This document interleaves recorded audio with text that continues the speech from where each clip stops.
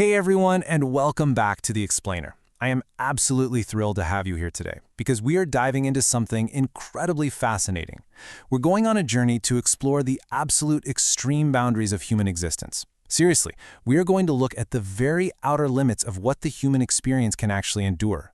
Starting from the darkest corners of chemical dependency, moving through the stark reality of physical confinement, and finally arriving at the universal biological end that literally every single one of us has to face. It's a pretty compelling question, right? Like, what actually happens when the human mind and body are pushed right to their absolute limits? Today, we're going to explore this by examining three very distinct types of cages. First, we'll look at the loss of mental freedom through the total chemical hijacking of addiction. Second, we're going to examine the physical reality of confinement within global prison systems. And third, we'll look at the ultimate cage, our own mortality. So here is our roadmap for today. Number 1, the chemical cage. 2, life behind bars. 3, the ultimate sentence. And 4, the final end. All right, let's just jump right in. Starting off with Section 1, the chemical cage. We're going to dig into the science and the rather wild history behind methamphetamine. Okay, so to really grasp why meth is just so incredibly captivating and destructive all at once, you kind of have to look at dopamine, the neurotransmitter in our brains responsible for feelings of pleasure. And specifically, you need to look at this absolutely astonishing number, 1,250. Let me put that into perspective for you. In lab experiments, normal natural pleasures, like, say, eating a really good meal, cause a dopamine spike of maybe 100 to 200 units. Cocaine pushes that up to about 350. But meth floods the brain with an unbelievable 1,250 units. There is literally no natural way for humans to achieve this kind of spike. And because of that, it permanently alters how the brain even experiences pleasure. But the thing is, meth wasn't always this notorious street drug. It actually has a pretty crazy history.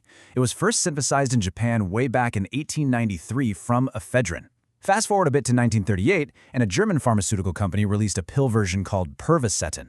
They actually marketed this stuff as a miracle drug for alertness. By 1940, the German military was absolutely hooked, consuming 35 million tablets in a single month just so soldiers could march for days without sleep during World War II. It really wasn't until the 1980s that it exploded in popularity as the illicit drug we recognize today. Today, because ephedrine is a lot harder to get your hands on, a lot of illicit labs have turned to the P2P process. You start with phenyl-2-propanone, mix it with aluminum and methylenamine, and then introduce mercuric chloride. But the real takeaway I want to highlight here is just how incredibly volatile this whole process is. You've got highly flammable solvents being mixed by completely untrained hands, usually right around open flames. Literally, a single spark of static electricity can trigger a massive shock wave that levels the entire structure and leaks incredibly toxic waste out into the environment. It's a disaster waiting to happen. Which brings us to Section 2, life behind bars. Let's transition from chemical cages to the physical reality of prisons. There is just a jarring juxtaposition between the extremes of global incarceration. Take Bastøy Island in Norway, for example. It's widely known as the world's most humane prison. We're talking pod communities, saunas, and tennis courts. The inmates are actually trusted to manage themselves, and astoundingly, it boasts the absolute lowest reoffending rate in all of Europe. But then, completely flip the script and look at the Majanga Correctional Facility in Rwanda. It's infamous for severe overcrowding, virtually no hygiene, and documented human rights abuses. It really just shows how wildly different humanity's approach to physical confinement can be depending on where you are in the world. And if you want to talk about the sheer scale of the American prison system, just take a second to look at this figure. $80 billion. That was the staggering annual operational cost of the United States prison system in 2017 alone. And remember, that's just the raw operational cost to keep the lights on and the doors locked. If you factor in the broader economic impact on families and communities, some estimates push the true cost closer to $1 trillion a year. It's almost unfathomable. Inside those multi-billion-dollar walls, a very strict, almost tribal behavioral currency of respect takes over. There are unwritten rules of survival that you absolutely have to follow. First, you mind your own business. If you see something happen, no you didn't. Never give an unprompted opinion or you might make enemies really fast. Don't try to be best buddies with the guards because the other inmates will immediately assume you're a snitch. If you get attacked, you have to stand up for yourself, even if you know you're going to lose, just to avoid becoming a permanent target. And finally, never, ever borrow or lend money, because prison debt is honestly the quickest way to find yourself in some very serious danger. All right, let's move into Section 3, the ultimate sentence. We are going to look at the realities of life and death on death row. Just looking neutrally at the statistics here, since the U.S. reinstated the death penalty in 1976, we see a really heavy concentration in just a few specific states.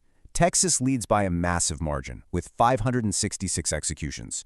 Virginia follows that with 113, and Oklahoma is right there behind them with 112. But honestly, what happens between the actual sentencing and that final moment? The average wait time on death row, whether it ends in execution or release, is a staggering 16 years. Imagine that.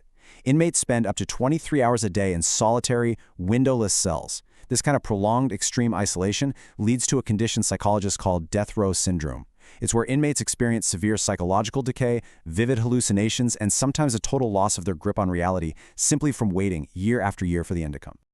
When that final day actually does arrive, the most common modern method is lethal injection, which relies on a very specific 3-drug cocktail. First up, sodium thiopental is administered as a heavy barbiturate just to knock the person out. Next, pancuronium bromide acts as a muscle relaxant, which essentially stops the lungs from working. And finally, potassium chloride is introduced to bring on cardiac arrest. It sounds very clinical, but statistically, this process has a surprisingly high botch rate of 7.1%, very often just due to the sheer difficulty of finding a usable vein. But to me, the most crucial takeaway here is the margin of error within this entire system. Since the 1970s, while there have been 1,512 executions, there have also been 167 exonerations. That is over 160 innocent lives saved from the ultimate sentence, very often thanks to the advent of DNA evidence that uncovered shoddy police work or suppressed evidence. It really highlights the immense, almost crushing weight of getting things absolutely right when the punishment is completely irreversible. Let's head into our final chapter now, Section 4, the final end. We're looking at the universal science of mortality. We hear all the time about how crowded the Earth is right now. With over 7 billion people walking around. But consider this absolutely mind-blown estimate for a second. 108 billion. That is the estimated number of human beings who have ever lived and died throughout all of history. So everyone alive right now, we are just a tiny, tiny fraction of the humans that have already passed through this final biological door. So what actually happens when we cross that threshold? Well, the body undergoes some immediate and honestly fascinating biological changes. Within a few hours, rigor mortis sets in, locking your joints into this rigid state, though that actually only lasts about 72 hours. Oh, and you've probably heard that old myth that your hair and nails continue to grow after you die, right? Yeah, they don't. What's actually happening is the skin is dehydrating and retracting, which creates this bizarre optical illusion of growth. And finally, the necrobiome, which is the bacteria that naturally live inside us every single day, well, they are no longer being kept in check by our immune system. So they just get to work and begin the process of decomposition from the inside out. But sometimes, nature completely interrupts that typical decay process, and we get these bizarre anomalies based on extreme environments. Take bog bodies, for instance, like the famous Tullen Man. These bodies were perfectly preserved for literally thousands of years in Europe's highly acidic, low-oxygen peat bogs. Or, on the flip side, you have soap mummies. If a body ends up in a wet, completely airless condition, the body's fat can undergo this process called saponification. It basically turns the fat into a waxy substance called adipocere, perfectly preserving the person like a wax figure. It is wild stuff. Today, though, humans are finding incredibly unique, cross-cultural ways to honor the dead. We are moving way, way beyond the traditional 6-foot burial. Environmentally conscious options are getting huge, like water cremation, which uses pressure and alkaline hydrolysis, or even human composting, where bodies are naturally turned back into nutrient-rich soil. Culturally, it's just as diverse. In Ghana, people are buried in custom fantasy coffins shaped like cars or Bibles to represent what they loved in life. In Madagascar, families actually partake in famadihana, where they exhume their ancestors every 7 years to dance with them and share stories.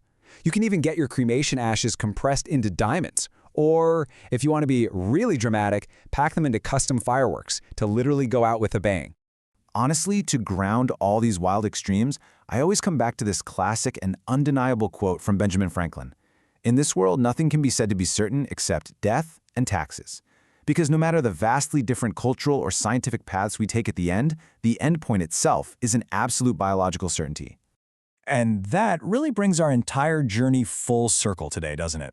Whether it's the chemical cages we inadvertently forge in our own minds with dopamine-flooding substances, or the physical cells of brick and steel that we build to lock each other away, our human journey always eventually leads to the exact same biological end. These truly are the absolute boundaries of our existence. Which leaves us with this final thought to ponder.